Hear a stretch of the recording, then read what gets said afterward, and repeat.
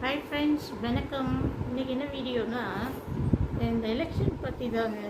நம்ம வந்து இப்போ அரசியல்வாதி, நான் வந்து எந்த கட்சியும் இல்லைங்க. நான் உழைக்கிற கட்சி. அதனால வந்துட்டு நான் எந்த கட்சிக்கும் சப்போர்ட் இல்லை. ஆனால் எல்லாம் கடமைப்படி நான் ஓட்டு போடுவேன். அதனால் எல்லோரும் ஓட்டு போடுங்க. ஓட்டு போட்டு எல்லோரும் நல்லவங்களே ஜெயிக்க வைங்க. அதுதான் நான் கேட்டுக்கிறேன். அதுக்கப்புறம் வந்துட்டு இந்த எலெக்ஷன்னால அப்போஸ் எல்லா பார்ட்டியும் வந்து தப்பாக பேசுகிறாங்க. அது வந்து எந்த தலைவரும் வந்துட்டு உங்களுக்கு வந்து ஒரு காமராஜர் மாதிரி வந்து தன்னலமற்று யாரும் வந்து உங்களுக்காக எதுவும் நல்லது செய்ய போகிறதில்ல. அதை முதல்ல புரிஞ்சுக்கோங்க. எதுவும் நல்லது செய்ய போகிறதில்ல, அதை புரிஞ்சுக்கோங்க. அவங்கவுங்க சுயநலமும் அவங்கவுங்க நாட்டை சுரண்டுறதுக்கும் அவங்கவுங்க குடும்பம் சந்ததிகள் வாழறதுக்கு தான் எலெக்ஷனுக்கு வராங்க. நல்லது செய்யணும்னு யாரும் இது வரைக்கும் வரல. நான் ஒரு காமராஜர் போல சில பேர் மாத்திரம் வந்து வந்திருக்காங்க. ஆனால் கடைசியில் அவருக்கு சாப்பிட்றது கூட இது முடியாமல் ரேஷன் அரிசி சாதம் தான் சாப்பிட்டாருன்னு நான் படிச்சிருக்கேன். ஆனால் இப்போ இருக்கிற அரசியல்வாதிகளில் யாராவது அதை கூட செய்ய முடியுமா? நீங்களே சொல்லுங்கள். அதனால தான் நான் சொல்கிறேன், என்ன உங்களுக்கு வந்து இந்த சின்ன வயசில் வந்து ஒரு பொண்ணு நான் அன்றைக்கி படித்து பார்க்குறேன் எலெக்ஷன் பற்றி. அந்த ஏதோ இதில் பேசியிருக்கா போல, அது கூட்டத்தில் மைக்க வச்சு. அந்த பொண்ணு சின்ன பொண்ணு தான், ரொம்ப சின்ன பொண்ணு. அந்த பொண்ணுக்கு எப்படி பேசுறதுன்னு தெரியல. லாங்குவேஜ் வந்து அது வீட்டில் பேசுகிற மாதிரியே பேசியிருக்கு. இதில் சீக்கிரம் விட்டாங்க. சந்தோஷமாக இருந்தது, நல்லா இருந்தது அப்படின்னு சொல்லிச்சு. இது வந்து அந்த குழந்தைக்கு வந்து ஒன்றும் தெரியல, அது லாங்குவேஜ் வந்து ஒன்றும் தெரியல. அதனால வந்துட்டு அது பேசினதை வந்து ஆப்போசிட் பார்ட்டியோ இல்லை எந்த பார்ட்டியோ தெரியல, அந்த வீடியோவை ரெக்கார்ட் பண்ணிவிட்டு அதை வந்துட்டு இந்த மீடியாவில் போட்டிருக்காங்க. அந்த மீடியாவில் போட்டபோது அதுக்கு கமெண்ட்ஸ் வந்து 1000 தப்பு கமெண்ட்ஸ். அந்த குழந்தைக்கு ஒன்றுமே தெரியாது. அந்த மீட்டிங்கில் பேசுனது வந்து ஒரு சின்ன இப்போ புதுசாக வந்த கட்சி தலைவருக்கு சப்போர்ட் பண்ணி பேசியிருக்குது. அது எந்த ப்ராப்ளமும் இல்லை, நம்ம வந்து சீக்கிரம் விட்டுட்டாங்க, அதை பார்த்த சந்தோஷமாக இருக்குது அப்படின்னு சொல்லி இருக்கிறது. ஆனால் அதை வந்து தப்பாக பேசி அந்த குழந்தை கிண்டல் பண்ணியிருக்காங்க. அம்மா, எல்லாருக்கும் நான் ஒன்று சொல்கிறேன் பாருங்கள், அவங்கவுங்க லைஃப்பை நல்லபடியாக வாழ பாருங்கள். அரசியல் தலைவர்கள் வந்து எந்த தலைவரும் வந்து எல்லா தொண்டர் பின்னாடியும் போக மாட்டாங்க. ஒரு சிலருக்கு வந்து அவங்க கூட நெருக்கமாக இருக்கிறவங்கள வந்து அவங்க அதனால் வந்து பயன்பெறுவாங்களே கண்டி.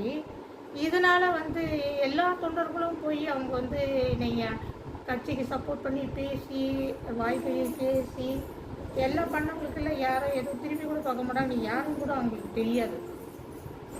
அதனால் உங்கள் லைஃப்பை வந்து கெடுத்துக்காதீங்க இந்த எலெக்ஷனுக்காக பேசி. உங்களுக்கு ஃப்யூச்சர் இருக்குது, உங்களுக்கு சொந்த காலில் நிற்கணும்னு இருக்குது. நாளைக்கு கல்யாணம் காட்சின்னு நடக்கும்.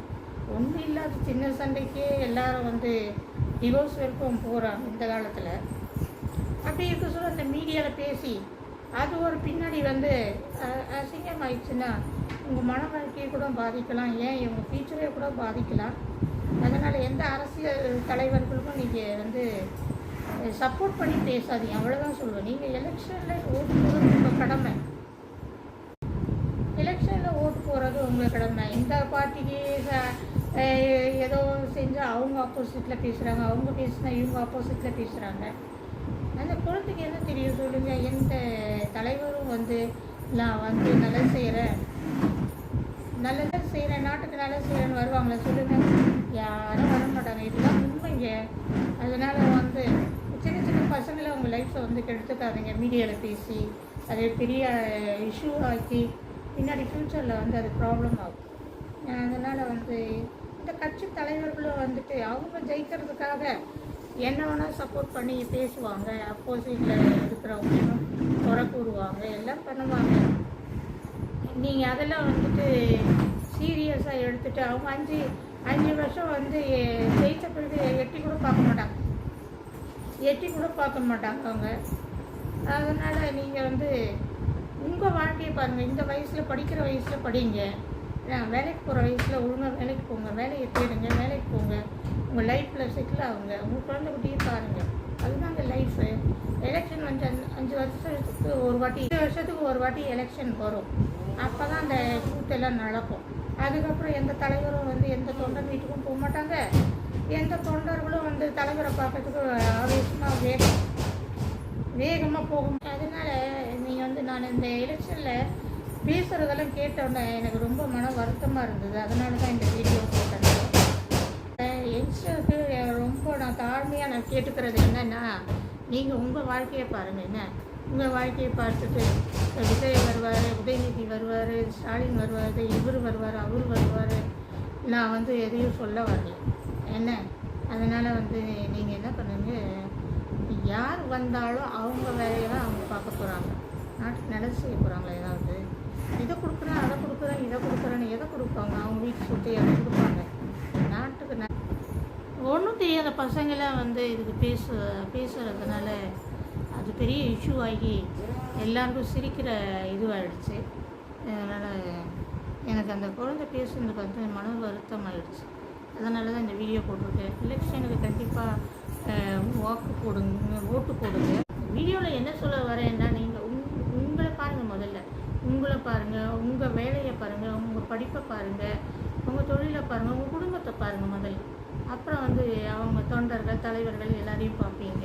ஏன்னா கட்டாயம் ஓட்டு போட்டுங்க, நல்லவங்களுக்கு ஓட்டு. அதனால் நீங்கள் வந்து இந்த கூட்டத்துக்குலாம் போயிட்டு எதையாவது பேசுகிறதையாவது ஆபாசமாக எடுத்து போட்டு அதையெல்லாம் வந்து ஏறி கூட்டா ஆக்கி உங்களெல்லாம் லைஃப்பை வந்து ஸ்பாயில் பண்ண வேண்டாம்னு நான் கேட்டுக்கிறேன். தயவுசெய்து இதை வந்து கேட்டுக்கிறேன். இந்த வீடியோ பிடிச்சிருந்தால் லைக் பண்ணுங்கள், ஷேர் பண்ணுங்கள், சப்ஸ்கிரைப் பண்ணுங்கள். தேங்க்யூ.